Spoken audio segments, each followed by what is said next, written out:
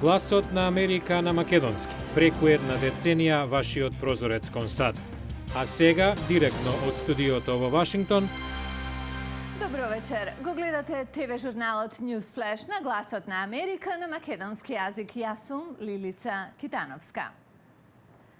Председателот Обама одржа прва пресконференција во неколку месеци. Погодувате, економијата беше во фокусот, но и одговорноста на Конгресот во сето тоа. А денес е доделена и Нобеловата награда за мир, која отиде во Африка. Бидете со нас. Председателката на Либерија, Елен Джонсон Сирлиф, либеристката активистка за мир, Леј Макбови и поборничката за права на жените од Јемен, Тавакул Карман, се трите жени што ја споделуваат Нобеловата награда за мир за 2011. Елен Джонсон Сирлиф е првата жена председател избрана на демократски начин. Леј Макбови е наградена заради придонесот во завршувањето на граѓанската војна, а Тавакул Карман за водечката улога во борбата за права на жените и демократија во мир.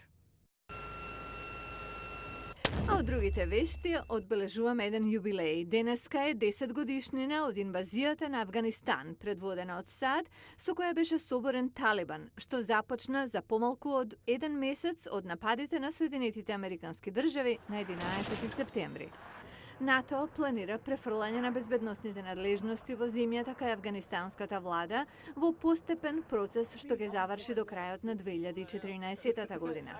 Генералниот секретар на НАТО, Андерс Фог Расмусен, вели дека верува оти транзициониот процес нема да биде изместен од проектираната патека, но откако постапката започна порано годинава, бунтовниците изведоа голем број напади од висок профил и убиства на специфични личности. На пресконференција во Белата куќа, американскиот председател Барак Обама го поттикна повторно Конгресот да го усвои неговиот предлог за работни места тежок $447 милиарди, што според него ќе врати на работа 1,9 милиони луѓе. Но одговори и на прашања од новинарите што многу американци сакаат да му ги постават. Еве како течеше. Председателот кажа дека на американскиот народ му треба помош и дека на економијата и треба одскок токму сега. Тој вели дека економијата е премногу кревка за да дозволи политиката да застане на пат на акцијата. Запрашан зошто патува низ земјата да го продава својот пакет за работни места, председателот кажа дека сакал американскиот народ да ги знае фактите. Ја изнесуваме ситуацијата пред американскиот народ за да разбере што е во залог. Сега е до сенаторите и се надевам до членовите на представничкиот дом да им објаснат на своите избирачи зошто би биле против здраворазумски идеи, што историски биле поддржани од демократи и републиканци во минатото. Еден новинар праша дали не ќе е подобро председателот да го искористи времето да направи договор со конгресните републиканци отколку што патува низ државата. I think it's fair to say that I have gone out of my way. Мислам дека е честно да се каже дека јас направив многу, понекогаш на моја политичка штета и за сметка на фрустрација на демократите, да најдеме заеднички јазик, да ја придвижиме напред државата. Председателот рече дека нема да се откаже, дури ако предлог законот за работни места не мине веднаш во Конгресот. Putting people back to work, rebuilding our roads. Да се стават луѓето назад на работа, да градат патишта, наставниците назад во училиштата, да се намалат даноците за малите бизниси и семејства со средни примања, намалување на даноците за ветераните, ќе продолжиме со тоа. Сенатот ќе гласа по предлогот на председателот следната недела. 50-50. Драматична комедија за преживување рак се врти околу двајца другари, Адам и Кайл, кога Адам дознава дека има рак и 50% шанси да преживее. Слабо подготвени да се справат со новата реалност, двајцата се втурнати во смешни, незгодни и трогателни ситуации. Филмот е базиран на искуството на Вил Рајсер, кој го напишал сценариото. Тој бил диагностициран со рак кога работел на друг проект со актерите Сет Роген и Джозеф Гордон-Левит. Филмот дава честна слика за тоа како луѓето реагираат на лоши вести. You'd have the best odds. Yeah. Thanks.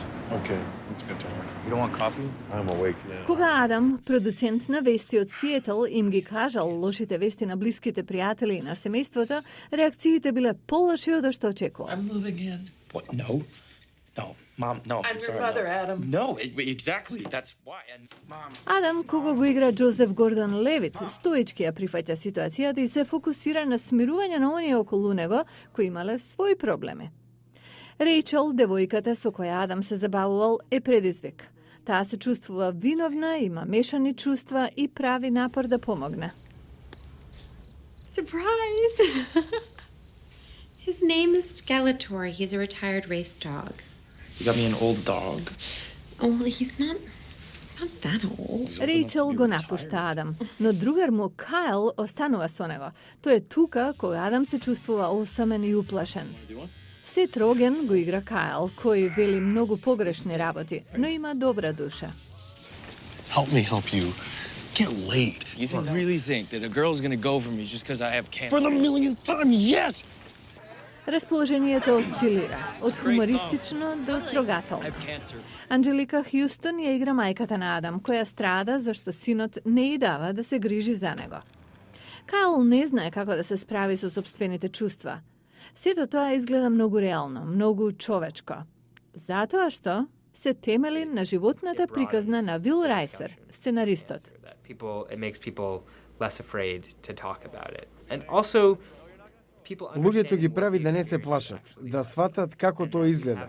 Трагично е, но и борете да се смееш на тоа, на ситуациите и на абсурдноста.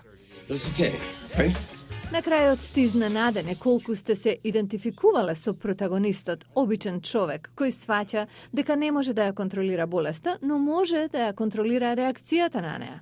А тоа, 50-50, го прави катарзичен и филм што го крева духот. Диабетисот веќе не е обична болест, станува епидемија. Ова тврдење е документирано. За аргументите и за тоа што вие може да сторите за себе, ќе ви кажеме во понеделник. 1 на 10 лица во САД имаат диабетис. Остатокот од светот не е поштеден. Гледате во понеделник во Newsflash.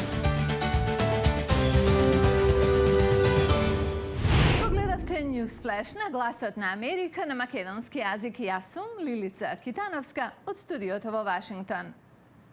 И тоа е се за оваа недела. Ве чекаме на ова место и во понеделник, а до тогаш нашата веб страница glaснaamerika.com ви е на располагање. Како и секогаш. Пријатен викенд.